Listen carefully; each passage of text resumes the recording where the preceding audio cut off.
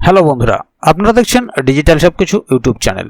তো বন্ধুরা, বর্তমান দিনে বিভিন্ন সময় বিভিন্ন কিছু নিয়ম পরিবর্তন হয়ে যাচ্ছে। হয়তো কোনো জিনিসের টেকনিক্যাল বিষয়ে পরিবর্তন হচ্ছে, নয়তো কোনো জিনিসের দাম বৃদ্ধি পেয়ে যাচ্ছে, অথবা কোনো ক্ষেত্রে কোনো কিছুর বিশেষ কিছু আপগ্রেড তৈরি হয়ে যাচ্ছে। তো এমনই 6টি নিয়ম বদলে যাচ্ছে সারা দেশ জুড়ে 1 জুলাই থেকে।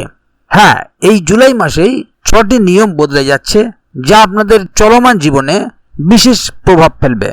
এবং যদি এই 6টি নিয়ম আপনি না মানেন বা আপনার না জানা থাকে, তাহলে ভবিষ্যতে আপনার চলার পথে আপনি বিপদে পড়তে পারেন। তাই বিপদে পড়ার আগে অবশ্যই এই 6টি নিয়ম আপনার জেনে রাখা অত্যন্ত গুরুত্বপূর্ণ। সেই কারণে ভিডিওটিকে কোথাও স্কিপ না করে প্রথম থেকে শেষ অবধি পুরোটাই দেখবেন মনোযোগ সহকারে, যাতে করে কোনো জায়গায় বুঝতে আপনাদের কোনো প্রকারের অসুবিধা না হয়।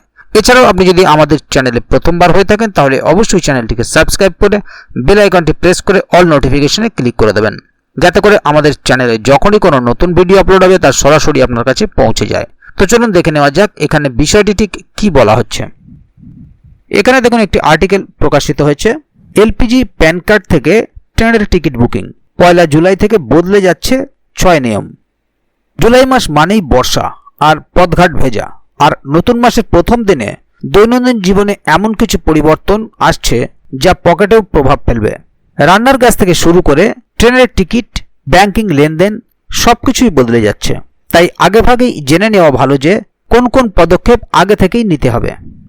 এলপিজি সিলিন্ডারের দাম প্রতি মাসের প্রথম দিনে রান্নার গ্যাসের দাম পরিবর্তন হয়, আর এবারও তার ব্যতিক্রম হচ্ছে না। গ্যাসের দাম যদি বেড়ে যায়, তাহলে শুধু মধ্যবিত্ত রান্নাঘরে নয়, বরং বাজেটেও প্রভাব পড়বে। আর 1 জুলাই থেকে দাম কতটা বাড়বে বা কমবে তা জানার অপেক্ষায় এখন গোটা দেশ। তবে অনুমান করা হচ্ছে এবার কিছুটা দাম কমতে পারে।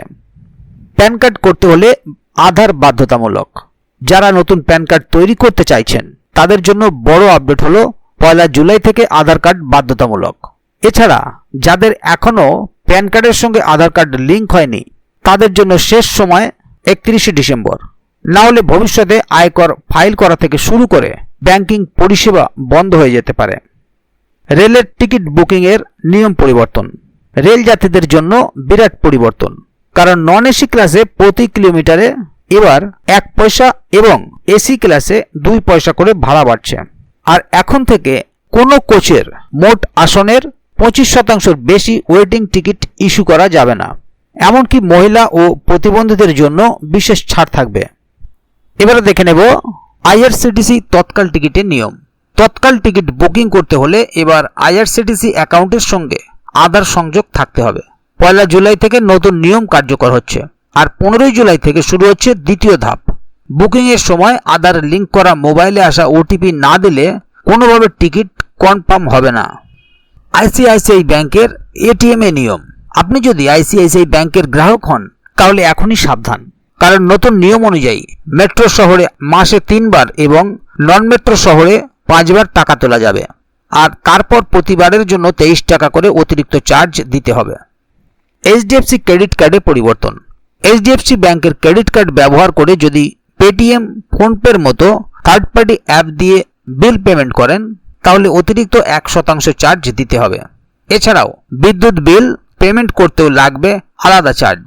তাই এবার নিজের পেমেন্ট মোড বেছে নেওয়া সবথেকে বুদ্ধিমানের কাজ। তাহলে বন্ধুরা, বুঝতেই পারছেন এখানে মূল বিষয়টি ঠিক কি বলা হলো।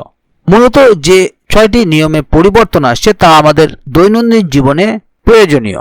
পাশাপাশি আইসিআইসিআই এবং এইচডিএফসি ব্যাংকের গ্রাহকদের জন্য কিছু নতুন নিয়ম করা হয়েছে, এবং যারা রেল ভ্রমণে অভ্যস্ত তাদের জন্য তৎকাল টিকিটে কিছু নিয়ম কার্যকর হয়েছে, এবং সেই নিয়ম না মানলে আপনার তৎকাল টিকিট বুকিং কনফার্ম হবে না।